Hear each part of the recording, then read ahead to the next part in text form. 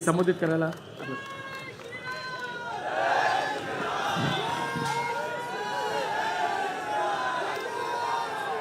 बोल सियापति रामचंद्र की पवन सुत हनुमान की उमापति महादेव की बोलो जी भाई सब संतन की भारत माता की छत्रपति शिवाजी महाराज की धर्मवीर छत्रपति संभाजी महाराज की नमः पार्वती पते हरा हरा।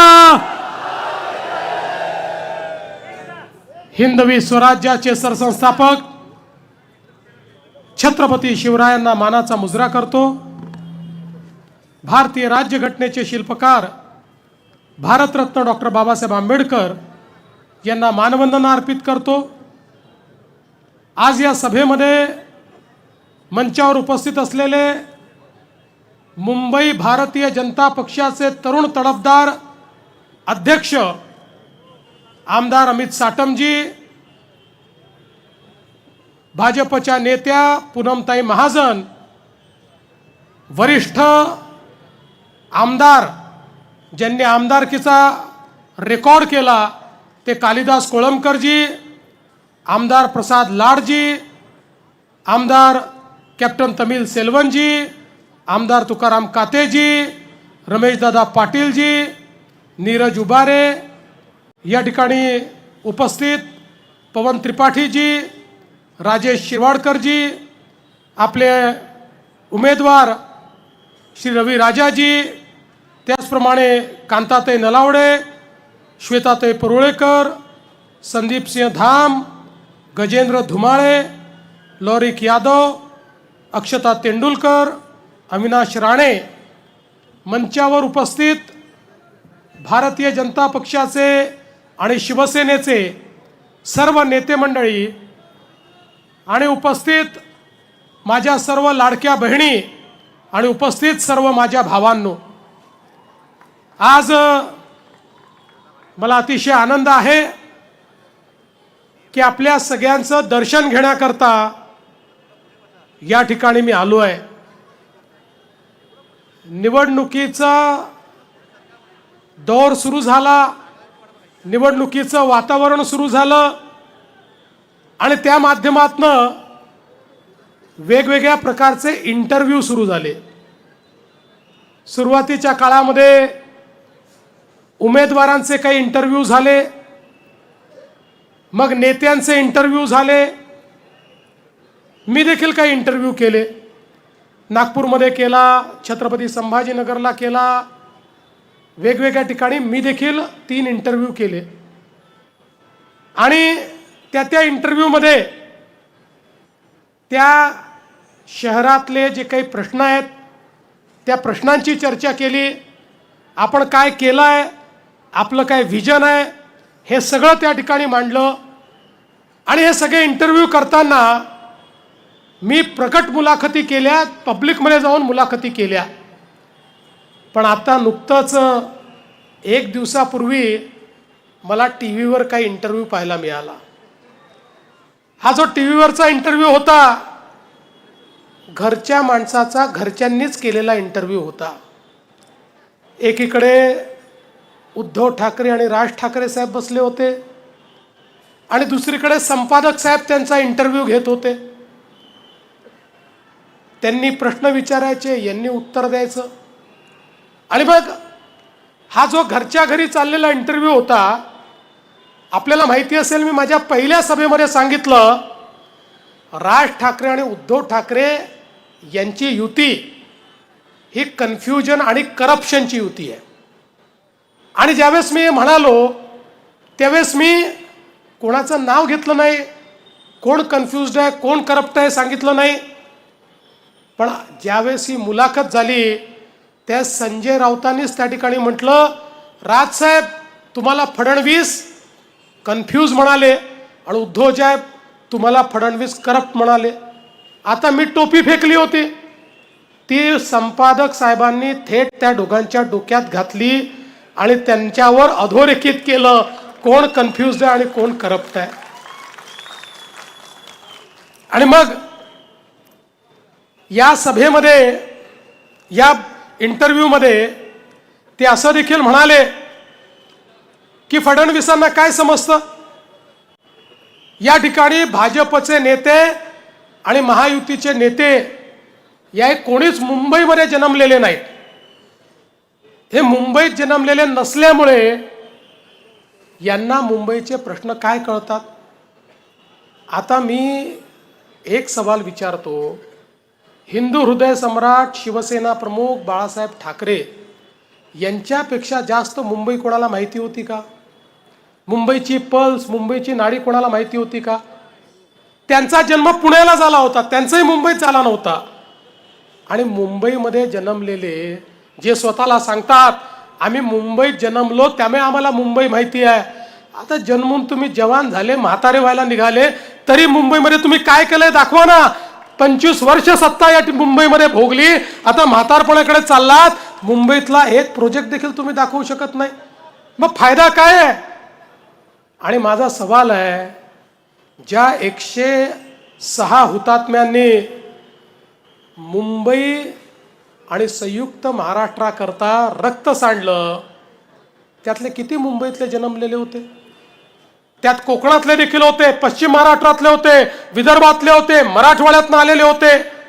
लोकशाहीर अण्णाभाऊ साठे सांगलीमध्ये जन्मलेले होते, शाहीर अमरशेख बार्शीचे होते, मुंबईवर प्रेम करणारे डॉक्टर बाबासाहेब आंबेडकर यांचा जन्म हा देखील मुंबईचा नव्हता. आचार्य अत्रे देखील त्या ठिकाणी मुंबई बाहेर जन्मले होते. मुंबईचे गिरणी कामगार हे सांगली, कोल्हापूर, त्या ठिकाणी सिंधुदुर्ग या सगळ्या भागातून आलेले होते. मग आपण असं म्हणायचं की मुंबई बाहेरून आले म्हणून यांना मुंबई काय समजते, यांना मुंबईतलं काय माहिती आहे?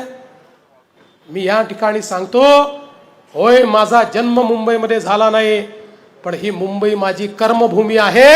आणि म्हणून या मुंबईच्या विकासाचा जो ध्यास आम्ही घेतला, या मुंबईला बदलवून दाखवण्याचं काम आम्ही केलं. आज आपण बघा, या मुंबईतला सामान्य मुंबईकर याचं स्वप्न काय आहे? एक स्वतःचं घर असलं पाहिजे स्वप्न. मुंबईतला मराठी माणूस या मुंबईमध्ये घर परवडत नाही म्हणून कुठेतरी वसई विरारच्या पलीकडे चालला गेला. 25 वर्षामध्ये त्याला तुम्ही घर देऊ शकला नाहीत. पण त्याच वेळी बीडीडी चाळीमध्ये राहणाऱ्या मराठी माणसाला 80,000 लोकांना घर देण्याचं काम या मुंबई बाहेर जन्मलेल्या माणसांनी त्या ठिकाणी करून दाखवलं. 100 फुटात राहणाऱ्याला 500 फुटाचं घर देण्याचं काम आम्ही या ठिकाणी केलं. पत्राचाळ असेल, अभ्युदय नगर असेल, प्रत्येक ठिकाणी सामान्य माणसाला घर देण्याचं काम आम्ही केलं. आज इतक्या वर्षांमध्ये SRAच्या माध्यमातून इतक्या मोठ्या प्रमाणात या ठिकाणी भ्रष्टाचार झाला. लोकांना घर देण्याच्या ऐवजी बिल्डरांनी LOIचं ट्रेडिंग केलं. पण आम्ही त्याच SRAमध्ये काम न करणाऱ्या बिल्डरांना जेरबंद केलं आणि त्याचं काम चालू केलं. आणि आज अनेक त्या झोपडपट्टीतल्या लोकांना वर्षानुवर्ष ज्यांना भाडं मिळालं नव्हतं त्यांना सरकारच्या वतीनं भाडं देऊन त्या ठिकाणचं डेव्हलपमेंट आम्ही चालू केलं. रिडेव्हलपमेंटच्या माध्यमातनं, सेल्फ डेव्हलपमेंटच्या माध्यमातनं सामान्य माणसाचं जे घर आहे आणि घराचं जे स्वप्न आहे ते स्वप्न पूर्ण करण्याचा प्रयत्न आम्ही केला. आज धारावी जिचा उल्लेख राजीव गांधींनी केला होता, पण या धारावीचं कधीही रिडेव्हलपमेंट होऊ शकलं नाही. आज धारावीचं डेव्हलपमेंट आम्ही सुरू केलं. आणि पुन्हा एकदा सांगतो, धारावीमध्ये बसलेले जेवढे पात्र झोपडपट्टी धारक आहेत त्या सगळ्यांना धारावीमध्येच आम्ही घर देणार आहे, कोणालाही बाहेर काढणार नाही. आणि एवढंच नाही, आता मला या ठिकाणी कुंभारवाड्याचे लोक भेटले. आम्हाला माहिती आहे धारावी हे केवळ एक ॲग्लोमरेशन नाही, केवळ एक झोपडपट्टी नाही आहे, ते एक आर्थिक स्रोताचं केंद्र आहे. चामड्याचा बिझनेस असेल, पॉटरीचा बिझनेस असेल आमच्या कुंभार समाजाचा. आणि म्हणून आम्ही निर्णय केला की त्यांनाही त्यांचा जो धंदा आहे तो त्याच ठिकाणी चालला पाहिजे, त्यांना त्याच ठिकाणी चांगल्या व्यवस्था देणार. आणि नुसत्या व्यवस्था देऊन थांबणार नाही, तर त्यांना धारावीचं रिडेव्हलपमेंट झाल्यानंतर त्यांच्या धंद्यासोबत 5 वर्ष कुठले टॅक्सेस भरावे लागणार नाही, टॅक्सेसमधनं देखील त्यांना सूट आम्ही देणार. आज जो अपात्र देखील आहे त्यालाही आम्ही निर्णय केला की त्यालाही आम्ही घर देऊ, त्यालाही आम्ही त्या ठिकाणी सोडणार नाही. आणि म्हणून बंधू भगिनींनो, आज या मुंबईमध्ये मोठ्या प्रमाणात विकासाची कामं, या मुंबईकरांचं घरांचं स्वप्न हे पूर्ण करण्याचं काम आपल्या सरकारच्या माध्यमातून आपण केलंय. आणि 25 वर्ष ज्यांच्या हाती मुंबई दिली त्यांनी या मुंबईच्या महानगरपालिकेत काय केलं? तुमच्या जीवावर जे निवडून गेले, या मुंबईच्या महानगरपालिकेमध्ये 3 लाख कोटी रुपयाचा घोटाळा यांनी केला. रस्ते खाल्ले, नालेसफाईचा कचरा खाल्ला, कोविड काळात खिचडी खाल्ली, डेड बॅडी बॉक्सचा घोटाळा केला, प्रेताच्या टाळूवरचं लोणी काढलं. अरे जे कफन त्या ठिकाणी मेलेल्या लोकांना घालायचं होतं त्या कफनमध्ये देखील भ्रष्टाचार करण्याचं काम यांनी केलं.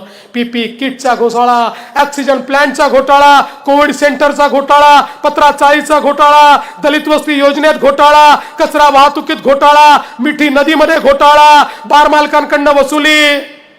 एवढंच काय, घोटाळा करता करता हे इतके घोटाळे बाद झाले की यांनी बाळासाहेबांच्या हिंदुत्वात देखील घोटाळा केला. आणि हिंदुत्व सोडून त्या ठिकाणी कोणाचा हात पकडला हे सांगण्याची आवश्यकता नाही आहे. पण आम्ही बघा, या मुंबईमध्ये अटल सेतू केला, या मुंबईत कोस्टल रोड केला, या मुंबईमध्ये आम्ही लोकांना घरं दिली, या मुंबईच्या सबर्बन रेल्वेला त्या ठिकाणी आधुनिक आम्ही केलं, या मुंबईमध्ये STP आम्ही केले, या मुंबईमध्ये कॉन्क्रीटचे रस्ते आम्ही केले, या मुंबईमध्ये उद्यानं आम्ही केली, या मुंबईची सफाई आम्ही केली, या मुंबईमध्ये आज वॉटर ट्रान्सपोर्ट आम्ही सुरू केलं. बंधू भगिनींनो, या मुंबईची लाईफलाईन असलेली आपली सबर्बन रेल्वे म्हणजे आपली लोकलची ट्रेन, या ट्रेनचे प्लॅटफॉर्म आम्ही मोठे केले, या ट्रेनचे डब्बे आम्ही वाढवले, इथे एस्कलेटर्स लावले, स्टेशन चांगलं केलं, पॅसेंजर करता ॲम्युनिटीज केल्या, नवीन सिग्नलिंग सिस्टीम लावली. आणि हे सगळं करत असताना काही लोक आम्हाला भेटले आणि म्हणाले, साहेब तुम्ही अन्याय करताय. मी म्हटलं काय अन्याय आहे? म्हणाले तुम्ही मेट्रो आणली, मेट्रोवाल्यांना स्वच्छ कोच आहे, त्या कोचचा दरवाजा लागतो, तो AC कोच आहे, आणि आम्ही मात्र या लोकलमध्ये लटकून लटकून चालतो, लोक पडतात, दरवाजा नाही, त्या ठिकाणी उन्हाळ्यामध्ये इतका घाम येतो, इतकी गर्दी असते, त्यामुळे आमच्यापेक्षा चांगलं तुम्ही मेट्रोवाल्यांना दिलं. ती गोष्ट मला एकदम मनाला लागली. मी माननीय मोदीजींच्या नेतृत्वात त्या ठिकाणी आमचे जे रेल्वे मंत्री काम करतात अश्विनी वैष्णव त्यांच्याकडे गेलो आणि त्यांनी आणि आम्ही मिळून निर्णय केला की आता आपली जी सबर्बन रेल्वे आहे याचे देखील जे डब्बे आहेत, याचे देखील जे कोच आहेत, त्याचे दरवाजे बंद होतील आणि ते कोच AC असतील. AC कोच मेट्रो सारखे हे आम्ही सबर्बन रेल्वेला देणार आहोत. टाळ्या याच्यावर नका वाजवू, मी पुढचं जे सांगणार आहे त्याच्यावर टाळ्या वाजवा. सबर्बन रेल्वेला लोकलला AC डबे दिल्यानंतरही त्याच्या तिकिटाचा दर 1 रुपयाने देखील आम्ही वाढवणार नाही, असा निर्णय आम्ही त्या ठिकाणी केला. म्हणजे पुढच्या काळामध्ये मेट्रो सारखे डबे हे या ठिकाणी आपण देणार आहोत. आपल्याला कल्पना आहे आज या ठिकाणी मोठ्या प्रमाणात आपण प्रयत्न करून मेट्रोचं काम सुरू केलं. आज चेंबूरच्या सगळ्या परिसरामध्ये वेगवेगळी मेट्रोची कामं आपल्याला पाहायला मिळतात. मेट्रो 2B जी आहे, DN नगर ते मंडाले, मानखुर्द ते डायमंड गार्डन चेंबूर, पहिल्या टप्प्यातील 5 स्थानकांची जी कामं आहेत ती अंतिम टप्प्यात आहेत. त्याची सुरक्षा चाचणी चालली आहे. या 2026 मध्येच आपण त्यांनी प्रवास हा सुरू करणार आहोत. यामुळे चेंबूरपासनं अंधेरी आणि BKCचा प्रवास हा पूर्णपणे सुलभ या ठिकाणी होणार आहे.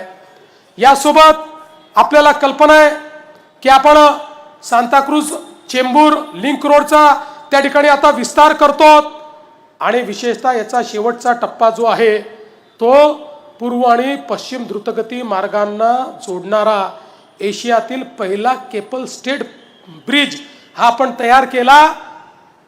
हा असा ब्रिज आहे की याच्यामध्ये 90%नी हा ब्रिज त्या ठिकाणी 90च्या अँगलनी वळतो, अशा प्रकारचा एक अजुबा ब्रिज हा आपण त्या ठिकाणी तयार केला आहे। यामुळे कुर्ला आणि वाकोलाला जी वाहतूक कोंडी आहे जाणारी ती आपण कमी केली आहे। आणि एवढंच नाही तर छेडानगरचा जंक्शनच्या सुधारणेचा प्रकल्प आपण MMRDAच्या माध्यमातून हातामध्ये घेतला आणि त्या माध्यमातून कोंडी जी आहे ती कमी करण्यासाठी उडानपूल आणि भुयारी मार्गाचं काम आपण सुरू केलं आहे। सांताक्रूज चेंबूर लिंक रोड आणि फ्रीवेवरनं येणारी जी वाहतूक आहे ती ठाण्याच्या दिशेने सुरक्षित जाण्याकरता आपण या ठिकाणी ही कारवाई करतो। ईस्टर्न फ्रीवेचा आपण विस्तार करतो। छेडानगरला जो ईस्टर्न फ्रीवे संपलेला आहे तो आता पलीकडे आपण ठाण्यापर्यंत आणि तिथनं आमणेपर्यंत नेण्याचा निर्णय घेतलेला आहे, त्याचंही काम आपण करतो। शिवट्रांबे रोड जो आहे त्याच्यावर देखील वाहतुकीची कोंडी कोंडी कमी करण्याकरता चेंबूर नाकाणी शिवट्रांबे रोडवर आपण अनेक एलिव्हेटेड रोडचं काम हातामध्ये घेतलेलं आहे। तिथनंही आपण ती कोंडी जी आहे ही कोंडी आपण त्या ठिकाणी समाप्त करणार आहोत। आपल्याला माहिती आहे ईस्टर्न सबब आणि वेस्टर्न सबब हे जोडण्याकरता देखील आपण या ठिकाणी मुलुंडपासनं तर गोरेगावपर्यंत एक बोगदा तयार करतो की ज्या माध्यमातून हे 2 एक्सप्रेसवे आपल्याला जोडता येतील। आज जर आपण पाहिलं तर मोठ्या प्रमाणात या चेंबूरमध्येही पुनर्विकासाची कामं या सगळ्या आसपासच्या परिसरात आपण सुरू केली आहे आणि हे सगळं करत असताना आपण सामान्य माणसाची सोय कशाने होईल हे पाहण्याचा प्रयत्न आपण करतोय। बंधू भगिनींनो, आज आपण जर बघितलं तर या मुंबईमध्ये मुंबईकरांकरता विचार करून अनेक मार्गांचं काम, या मुंबईला डिकंजेस्ट करण्याचं काम, ईस्टर्न एक्सप्रेसवे असो, वेस्टर्न एक्सप्रेसवे असो, कोस्टल रोड असो, या ठिकाणी वेगवेगळ्या प्रकारच्या सी लिंक असो, या सगळ्या आपण तयार केल्या आणि आज मुंबईचा चेहरा बदलण्याचं काम आपल्या माध्यमातून चाललं आहे। आणि हे सगळं करत असताना आपण बघा, आपण नेहमी विचार जो केला तो सामान्य, अरे वा, माननीय आठवले साहेब मंचावर आलेले आहेत, त्यांचं देखील एकदा जोरदार टाळ्यांनी आपण स्वागत करूया। आणि मुंबईकरांचा भविष्यातला विचार देखील आम्ही केला। मुंबई शहर वाढतंय, पिण्याच्या पाण्याची गरज वाढते। गेले इतके वर्ष गारगाईचा प्रकल्प ज्यातनं 500 MLD पाणी मुंबईला मिळू शकतं, सगळ्यात स्वस्त प्रकल्प, सगळ्यात त्या ठिकाणी ग्रेडियंटनी पाणी येणार, पण 20 वर्ष या प्रकल्पाचं कामच पुढे जात नव्हतं। मला सांगताना आनंद वाटतो, त्यातल्या अडचणी मी समजून घेतल्या आणि त्या अडचणी दूर केल्या आणि गारगाईच्या प्रकल्पाला 2 वेळा नामंजूर झालेला प्रकल्प, त्याला फॉरेस्ट आणि एन्व्हायरमेंटची परमिशन आणली आणि परमिशन आणून त्याचं टेंडर काढलं, त्याचं काम सुरू केलं। आता 500 MLD पाणी ॲडिशनल मुंबईला मिळेल आणि त्या माध्यमातून पुढचे 20-25 वर्ष मुंबईमध्ये कधीही पाण्याची टंचाई ही आपल्याला पाहायला मिळणार नाही। अशा पद्धतीनं आपण हे काम केलंय। इंदू मिलचं स्मारक आज भारतरत्न डॉक्टर बाबासाहेब आंबेडकर यांचं ज्या ठिकाणी महापरिनिर्वाण झालं त्या ठिकाणी जुन्या सरकारनं इंचभर जागा देखील दिली नव्हती। आठवले साहेब, आम्ही मोदीजींकडे गेलो, 3600 कोटी रुपयाची जागा मोदीजींनी दिली। आज इंदू मिलला भारतरत्न डॉक्टर बाबासाहेब आंबेडकरांचं स्मारक होत आहे। आज खऱ्या अर्थानं एक प्रकारे मुंबईचा चेहरा बदलण्याचं काम आपण करतोय। आणि म्हणून बंधू भगिनींनो, मी तुम्हाला एवढंच सांगण्याकरता आलो आहे, या ठिकाणी आम्ही जे बोलतो ते करणाऱ्यांपैकी आहोत। आम्ही जे केलंय ते तुमच्या समोर आहे, सांगण्यासारखं आमच्याकडे आहे म्हणून सांगतो। आताच उद्धवजी आणि राज ठाकरेजी नाशिकमध्ये गेले होते, ते मुंबईत सभाच घेत नाहीत। नाशिकमध्ये जाऊन सभा घेतली आणि नाशिकच्या सभेमध्ये नाशिकच्या ऐवजी मुंबईवर बोलले, नाशिकवर बोललेच नाही। आणि नाशिकमध्ये जाऊन सुधीर मुनगंटीवार आणि देवयानी ते फरांदे आणि आमचे राहुल नार्वेकर यांच्यावर तिथे जाऊन टीका केली। यांच्याजवळ बोलायला देखील काहीच नाही, 25 वर्षात दाखवण्यासारखं काही नाही। आणि म्हणून आज आम्ही आपल्याला हे सांगण्याकरता आलो आहे आपल्या आशा आकांक्षा आणि अपेक्षा पूर्ण करण्याकरता या महानगरपालिका आम्हाला हवी आहे. केवळ कोणाला महापौर बनवायचं याकरता नाही, केवळ कोणाला नगरसेवक बनवायचं याकरता नाही, तर या सामान्य माणसाच्या जीवनामध्ये परिवर्तन घडवण्याकरता ही महानगरपालिका आम्हाला हवी आहे. बंधू भगिनींनो, मागच्या विधानसभेच्या निवडणुकीमध्ये आपल्या आशीर्वादाने आम्हाला एक प्रचंड मोठं बहुमत मिळालं. आजपर्यंतच्या इतिहासात सर्वाधिक जागा महायुतीला या विधानसभेच्या निवडणुकीमध्ये मिळाल्या. आणि या जागा मिळाल्यानंतर काही लोकांनी बोलणं सुरू केलं, आता या महायुतीवाल्यांना इतक्या जागा मिळाल्या, आता यांना कोणाची गरज नाही. हे पहिलं काम काय करतील? लाडकी बहीण योजना बंद करतील.